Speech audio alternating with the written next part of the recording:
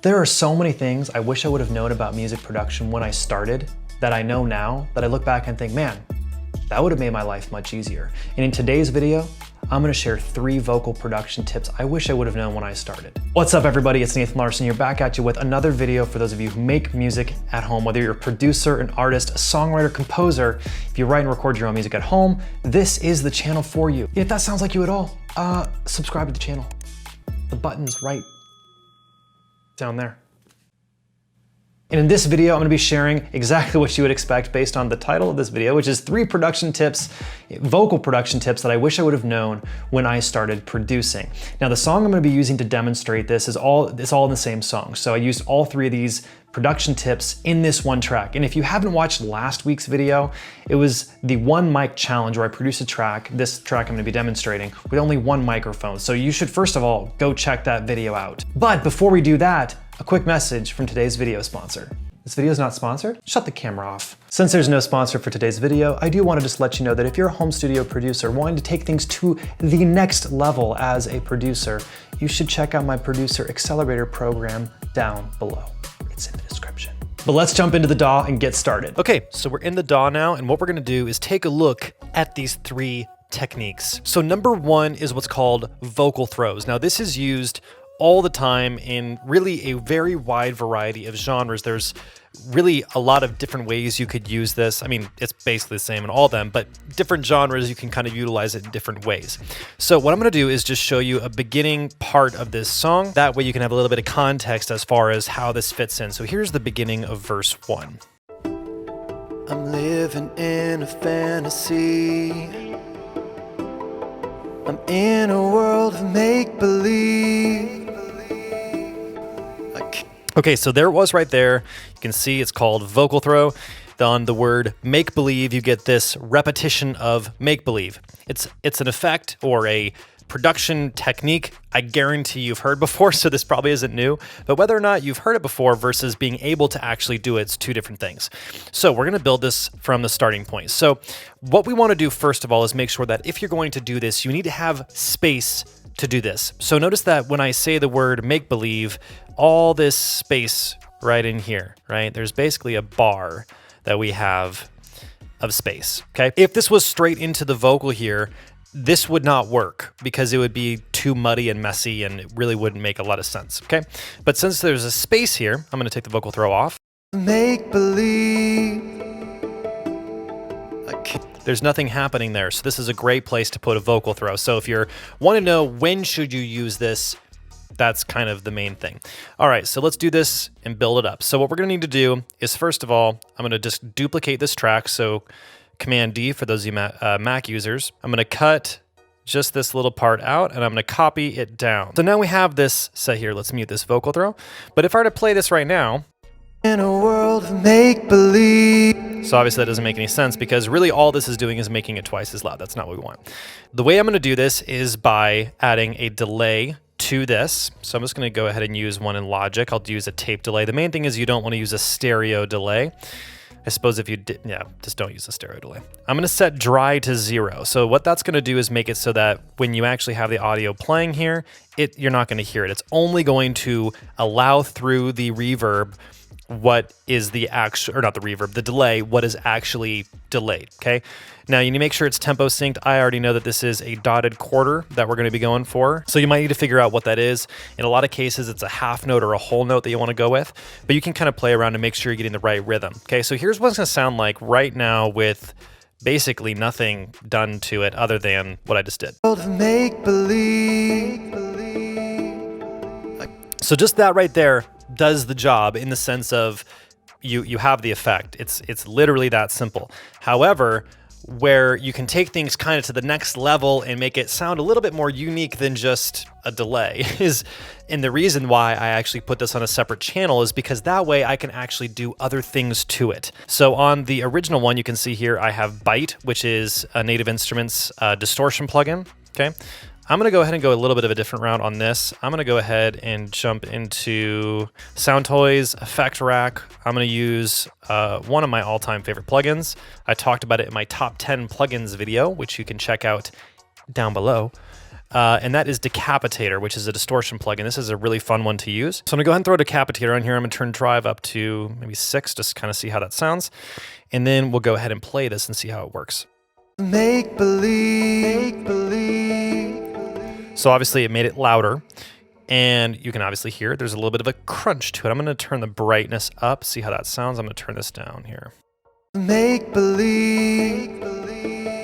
That sounds good. Let's turn up the drive a little bit more. Make believe.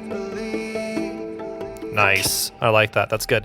So then the next thing we could maybe do, just to give you guys some more ideas of things you can do, you could put a different reverb on here if you want it to sound a little more spacey. The other thing that you could do is add an EQ. I'll just use a channel EQ, just since, you know, if you're using Logic, you'll have access to this. I might bump some of the highs here just to give it a little bit more. And the next thing I might do is just take out pretty much everything below, like, well, you know, anywhere between 150 and 200. Make believe. I can't believe. So that's what that sounds like there. I could also turn up maybe like the EQ, or not the EQ, the reverb here. Make believe. Can't believe. And then we'll need to kind of turn that down. All right, so that is number 1, vocal throws. So that moves us on to number 2, and I'm just going to show you this here to demonstrate.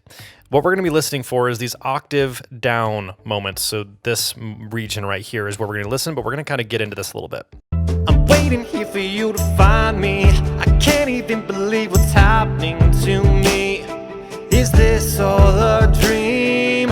1, 2, 3, I'm counting. I can't breathe, I'm drowning. Am I alive? Or am I dreaming?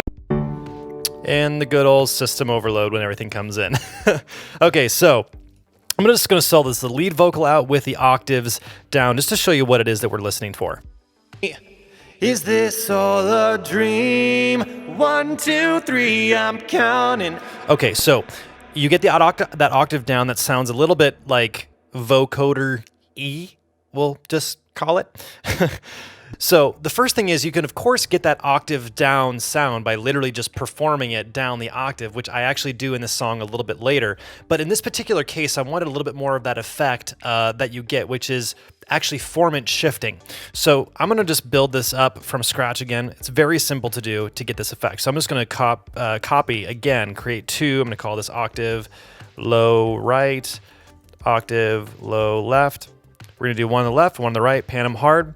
I've already got this cut. We're going to do option click, drag. And then I'm going to go ahead and just mute these ones here. Now, if we were just to play this, is this all that obviously sounds terrible because we have phasing problems. Okay, so what we need to do is there's really a couple different ways of doing it in Logic and, well, in any DAW. It doesn't matter what DAW you're using. But what I'm going to do is go ahead and use flex pitch. I've already got it turned on over here. And I'm going to select everything, Command A, bring it down an octave. Now, the problem again here is that if I were to play this, those octaves down are just going to have phasing problems as well. It's going to sound twice as loud. A dream. And you don't even hear the panning because it's literally the exact same thing, okay? So the way that you get around this, Command A, and grabbing the formants, and then we can do formant shifting up a little bit, go to this one, and just that alone will make it different. Is this all a dream? Okay, but we're gonna go to the other one, and let's just drag that one down. Dream. Okay, there's that. Now we're obviously gonna turn this way down because we don't want it to be overpowering. Is this all a dream? Now we have 2 unique vocals by doing that. Now, if you don't want to use flex pitch, that's okay. You can use just about any vocal or pitch correction software. You know, you could use Melodyne, you could use Waves Tune, or you could go into pitch here, go to vocal transformer, and then you can actually take the pitch, drop it by 12 tones, which would be an octave, and then you can do the formant shifting right in here. For some of you guys, maybe you would want to do that. I'm used to doing flex pitch, but the effect is going to be exactly the same. You can kind of get different types of sounds with this as well, and now it's going to sound like this. Me, is this all a dream? What? And of course, I need to kind of balance that and everything. Is this all a dream? 1, 2, 3, I'm counting. I can't breathe, without I'm drowning. Am I alive? Or am I dreaming again? So there you go. Now, just in case people are wondering, this is not the mixed session that I'm in. This is the production session that I'm in. I mix in a separate one. So that is number 2, using formant shifting to get different octaves. You can actually do this octave up as well. It doesn't matter. But any case you want to have different, octave down, octave up, or you could go in and start repitching things to make harmonies and things like that. You could do that as well. Just going to take a little bit more work. And that brings us to number 3. Okay, so number 3 is one of my all-time favorites. I love using this effect, and when I learned it, it was like, come again? And that is using reversed vocals. Now, it's not just reversed vocals, because just reversed vocals sounds really weird. See what I mean? But what we're gonna do is get this effect. We're gonna get this effect coming in here. Am I alive? Okay, but here's the actual effect that we're going for.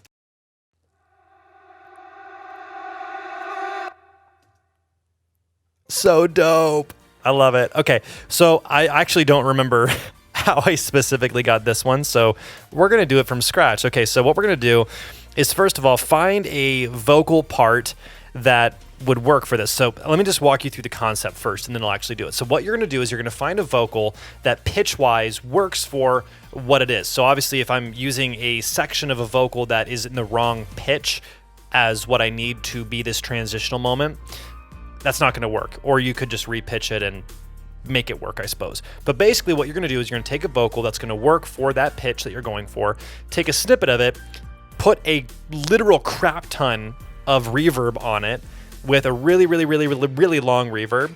Then you're gonna bounce that down to audio, and then you're going to reverse that audio to then make what we just heard.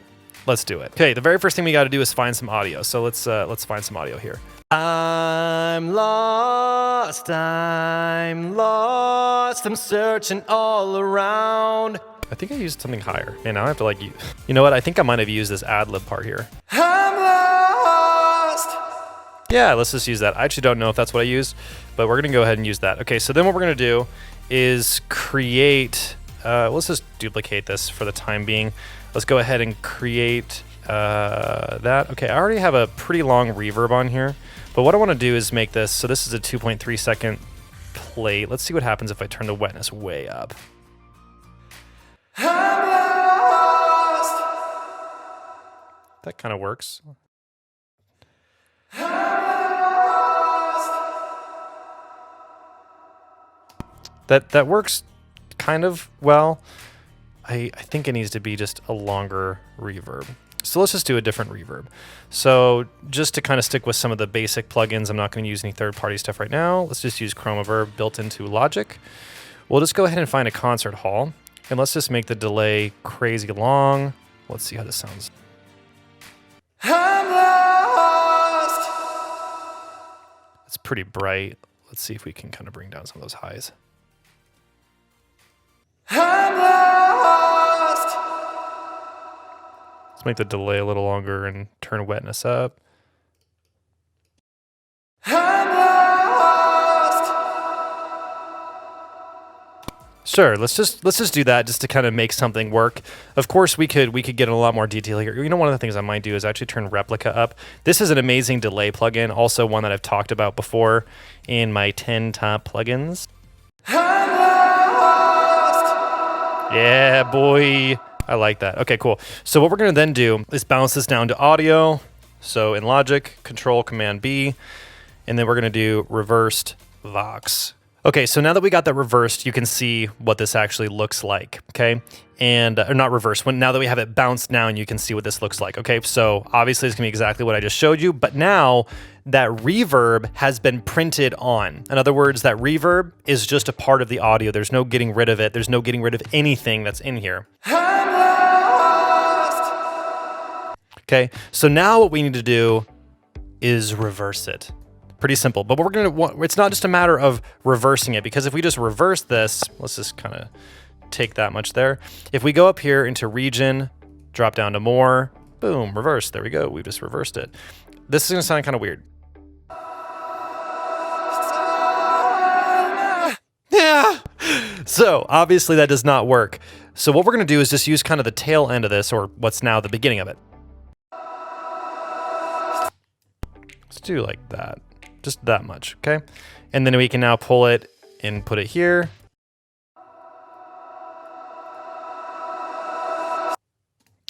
Now the idea is that this is really great for transitional stuff. So we're gonna now see how this works in the context of the mix.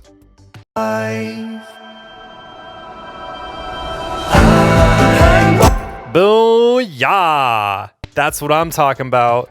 Now the cool thing about this trick, this specific trick, is that you can use it for more than vocals. You can use it on guitars, you can use it on keyboards, you can use it on all sorts of different elements. This is oftentimes used in intros, actually, to kind of like, or like pre-intros, I don't know, like moments to kind of get you into something. I use this a lot of times in transitions. You can use it to get into new moments. It's a really useful tool when you know you just need something there to help transition you from point A to point B, but you're just not quite sure it is. Sometimes you just got to do this. Just do it. Reversed vocal. If you like this video, then you need to make sure you subscribe down below. It would mean the world to me, and it's 100% free to do. Also, leave me a comment down below. I would love to hear which of these vocal techniques you found the most helpful. And make sure you check out this video right here. It was from last week, and it is a full breakdown of this song that you just saw with these vocal tricks. We'll see you in the next video.